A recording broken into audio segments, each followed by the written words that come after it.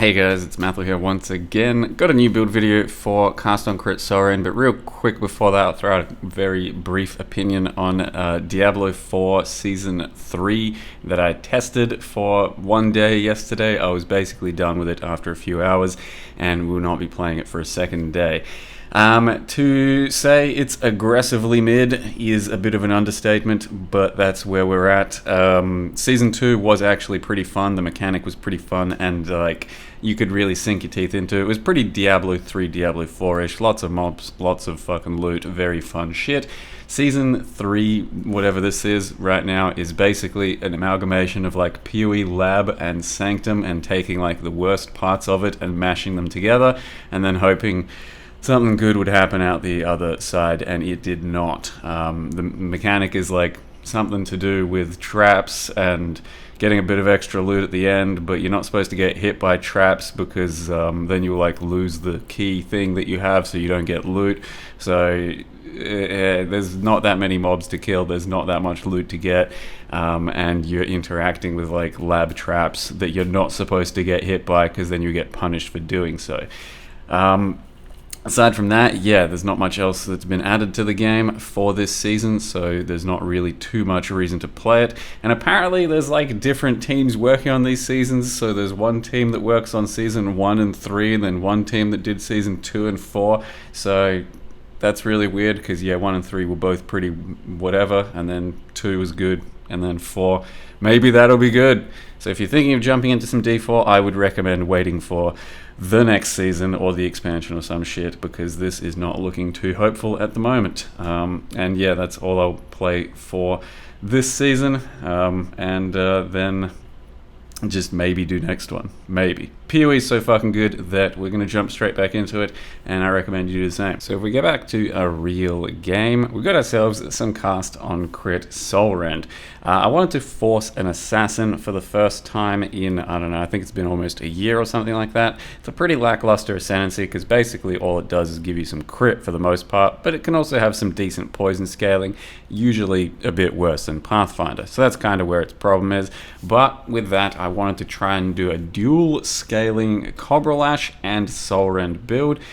Try out sort of a poison Cobra Lash while at the same time getting a cast on crit to do some of the new Soulrends. There's a couple of new Soulrends, one that's purely hit based, and then one that is a spiral that shoots out from around your character in a circular fashion.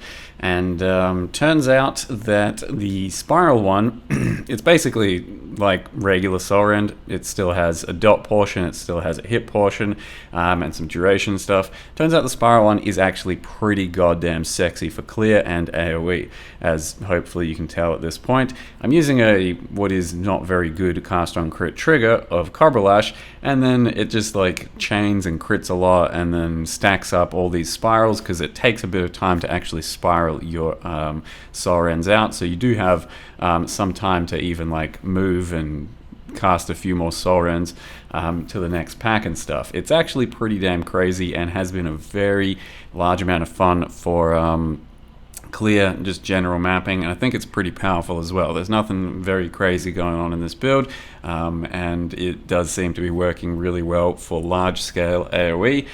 You can of course use the cat MTX like we are using here, so then your cat's on crit and getting all kinds of cats everywhere. The idea was to dual scale like everything, so poison and the Soulrend dot and poison on Soulrend. I don't think the Soulrend dot is doing too much damage at the moment, but it does still help to some extent, going through like procs bubbles and shit like that. But for the most part, it is just lots of poison damage, and actually works pretty well as an assassin because we can scale a decent amount of crit while also getting some poison damage. The big problem, I suppose, would be probably survivability for Assassin Ascendancy, because we don't really gain anything extra out of this unless you actually like get elusive thing or steal something from Trickster or Saboteur, which we have not done. Regardless, something like 4k life, a bunch of evasion, spell suppress cap, and some life gain on hit is the way forward here, or how I've tried to do things, and we're not really dying too often at all. It should be fine for mapping. You can make it a bit tankier if you absolutely want to, but this is pretty clean for mapping as it already is. The big thing to do about the Soulrend of Spiral and why it might be a bit difficult is, as you might notice, my energy shield and life do go down pretty profusely when attacking and critting with it, because it has a huge mana cost to begin with, and then I'm using Covenant, which also means I will be using life at the same time on all these casts. So at this stage, I think my Soulrend costs 260 mana, which with Eldritch Battery means costs energy shield instead. So every single cast on crit proc is 260 energy shield and life, and I'm trying to alleviate that with a bunch of recharge, more energy shield, and also life gain on hit, as well as life regen. So it has been fine for the most part. It's a very satisfying clear, and this is what no Cat MTX looks like on the Soulrend. It can be a bit rough on the PC when you're really proccing a lot, but it's actually been made a little bit better with the recent patch. I don't know if you guys have felt that, but the recent patch has seemed like it's smoothened out FPS a bit, and also load times. It's still going to be a bit bad, but other than that, it does seem to be working a bit better, and it's smooth enough for the most part. I'm also using Asenath, so you can see there's like the sand pop things. They're not very pronounced in this build. It's not really built around that at all. It's mostly there for temp chains on hit and some kind of scuffed little bit of extra pops, because why not? So all in all, so far, very good character. I'll probably just do a fuck ton of mapping with it, and eventually take it to some bosses and see what the single target's like. I don't expect it to be great, especially with Cobra Lash, but we might try out some other triggers in the end, and the other Soulrend, and who knows, I think we might be pulling 10 to 20 million poison DPS in the end. I'm not sure that's going to be good enough for a nice playstyle in bossing, but we'll see. I'll give it a shot, and hopefully there'll be another good video about endgame. For now, let me go ahead and show you how I built this character. So here we are with level 89 Assassin, world first Assassin. I don't think anyone's made one this league, or maybe probably even in the past 2 leagues. I think I might actually be the first Assassin in recent memory. Anyway, level 89, still ramping, still putting the build together, so I'll probably have something like 4.5k life in the end, with decent survivability, I'd say anyway. Based around the Covenant, I don't think I've actually played with the new Covenant up till now. Maybe. It's pretty cheap right now. Could even get a +2 proj one for like 50C, some shit like that. And that helps out our Soulrend, also helps out our Cobra Lash just a little bit, but also helps out our new Soulrend too. So both of these are new Soulrends. We are based currently around of Spiral. Like I said, it's got a bunch of base damage. It pierces everything. It shoots out in a spiral. To give you a quick test of that, specifically what it looks like when you cast it. So you cast it, and then as you can see, it does have sort of a time that it shoots everything out. The more proj you have, the longer it's going to take to then do a rotation, and we are using GMP, so we've got like 9 proj. If you take that out, you'll see that it'll shoot out 5 pretty quick. But like I said, once we've got a lot of them going off and we're proccing a lot, then as you move, you know, you're going to shoot out more Soulrends, and it's going to become really thick for clear. So using Cobra Lash, I wanted to make a Cobra Lash that stacks quality and does a bunch of extra chains, and then it's just a fat Cobra Lash build with like ashes and stuff like that. But in the end, it kind of diverted into a hybrid thing to try and incorporate the new Soulrends as well. Like I said, this one has a fuck ton of mana cost, so 70 mana to begin with, as you can see here. Currently 250 life, 240 mana. This other new one just hits really hard and should lend itself nicely to poison for this build as well. So we'll try and do that for single target a bit later. I've yet to actually use it. I just tried to start it very early at like 38, and then quickly found out that this one is just much more functional for this cast on crit style setup. But for single target, this may end up being a bit of a gem swap. We'll see. Give me another day or two for that.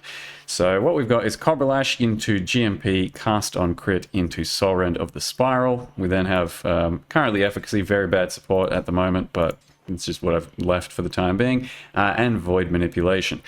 Since I'm trying to dual scale my situation with both Poison for Cobra Lash and for Soulrend, the weapon becomes pretty damn weird. So we've got 80 increased chaos damage over time from Hunter, and then 59 damage over time poisons with this weapon from Elder. Basically grabbed those two mods from different claws, smashed them together, and then just did suffixes. Very easy claw to craft. And then this is kind of the result. I'm not sure we can do much better.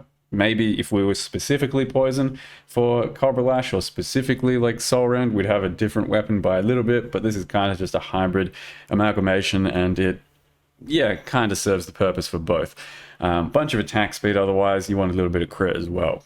We then have an amulet with some plus chaos and stuff. Prior to this, I was actually running an Ungles for most of the character's existence because that gets our crit up very easily. So run an Ungles with some crit quality stuff. You can actually run it full time if you really want, because it does take care of a fuck ton of crit, and then that means you don't have to do as much crit elsewhere. So it's actually debatable if this is even worth doing, but that's an amulet I've swapped into, and I'm hoping that it pays off in the end, but it might just still be better to do an Ungles. Ungles just lets you start cast on critting very early as well, so it's pretty damn good. We then have just a bunch of resists on both my rings, and also some evasion, so I can take use of the mastery that I'm about to show you. And yeah, pretty basic gear. We've also got Immortal Flesh for a bunch of life and regen, because I need some kind of regen. And then, like I said, Asenaths are mostly there for Temp Chains and Despair at the same time, but I'm going to be self-casting a bigger Despair in the end, so I'll probably take these off for real business time action, or maybe even try another pair of gloves in the end, like Hands of the High Templar with Temp Chains. But for now, these do their job, and they also cause some kind of pops, which I don't think really affect our build at all. I think our AoE is being entirely taken care of by Soulrend regardless. I'll try them out without them eventually as well.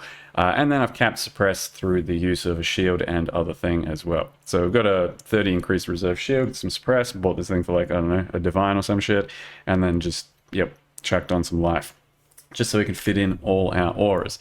I have gone Charms on this one, so we've got Poison, Duration, and Suppress, and then a bit of extra crit at Power Charge and Suppress. I don't know if it stacks this Poison Duration with this Poison Duration, because it's the Assassin one, and it's up to a maximum of 100, but they might be completely separate sources. POB, I think, likes to think they are, but we're not sure. Either way, it's just one charm slot, so we're getting one of these slots and then this thing as well. Then have assassin stuff here and here and here for extra crit and damage and all that shit. And I'll have one more charm slot, which will probably be a bit more crit once again, just so I can iron out my crit a little bit more. Aside from that, our passive tree just gets all the regular poison shit, and then also a cluster up here, Eldritch Battery. A cluster with nothing too special, and then crit clusters just to give us a bit more crit, and then I'll probably do a small cluster to get a bit more life and some strength that my build currently needs. But for now, that's what the build is looking like. You can level as Cobra Lash for as long as you want. Cast on crit from 38 onwards if you grab like this and run an Ungles and get a good 6-link. And once you put on a Covenant at level 49, that's when you can truly become Eldritch Battery with this thing, and it becomes pretty damn thick from then onwards. So that's currently the build. I hope you guys enjoyed the look of it and the functionality. It's very fun to play with for the time being. I'll hopefully have a bigger update for you when I end up getting the character into much thicker late game. And that's just the challenge reward MTX, if you're wondering. Thank you very much for watching, and see you guys next time.